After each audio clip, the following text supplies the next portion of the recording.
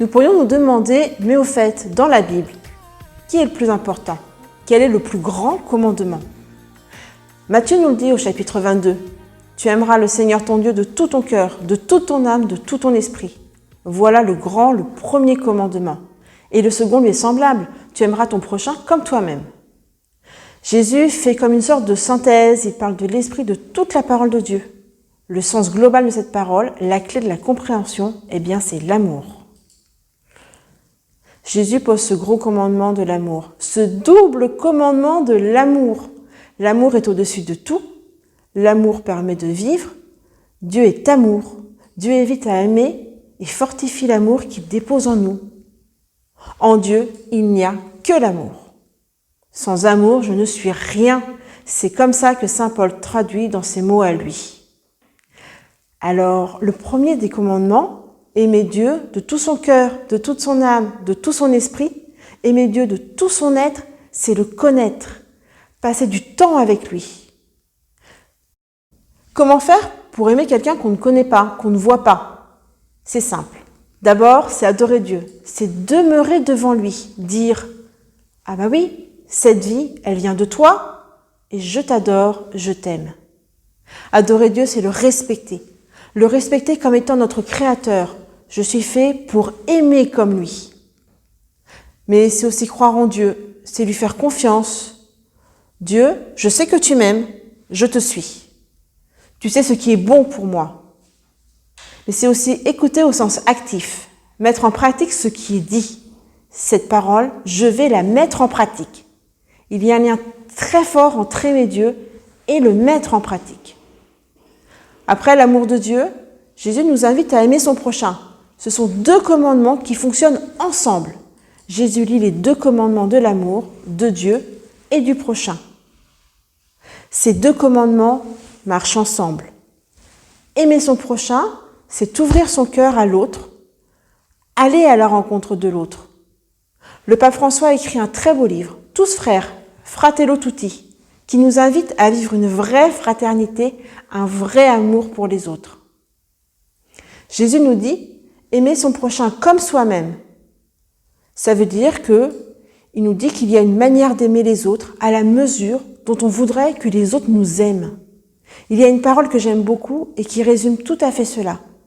Tout ce que vous voudriez que les autres fassent pour vous, faites-le aussi pour eux.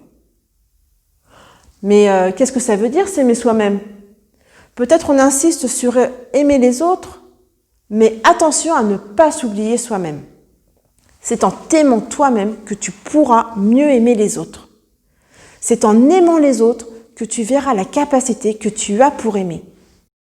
Alors ok, mais tu vas penser comment faire pour s'aimer soi-même. Prendre soin de soi, de son esprit. Pour t'y aider, je vais te parler de Gary Chapman, qui a écrit un livre. En fait, il s'est dit, l'homme a différentes façons de parler d'amour et de l'extérioriser. C'est valable dans l'amitié. On va justement voir comment dans notre vie, notre réservoir qu'on a au fond de nous est plein ou complètement vide. Gary Chapman dit, vous savez comment on échoue une relation? Parce que notre réservoir, il est vide. Comment aimer quelqu'un quand notre réservoir est vide? Comment donner de l'amour quand on n'a pas d'amour en nous? C'est comme ça qu'il a mis au point sa technique. La voici. La première façon, ce sont les paroles valorisantes. C'est simple.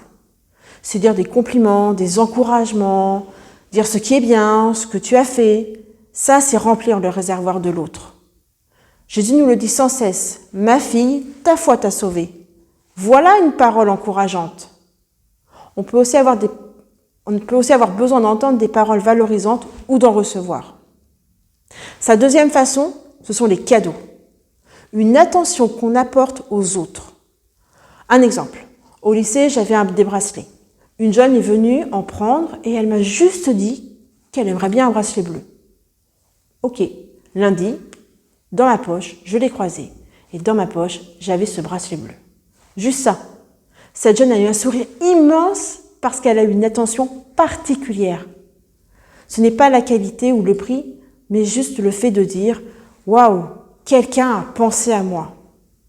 Vous savez, Dieu, il nous fait des cadeaux. Dieu nous offre de la joie dans nos cœurs. La troisième façon que Gary Chapman reprend, ce sont les services rendus. Des gens ont besoin de choses concrètes. Et toi, tu peux aimer une personne en montrant concrètement que tu as fait quelque chose pour cette personne. Dieu a aimé d'un amour incroyable.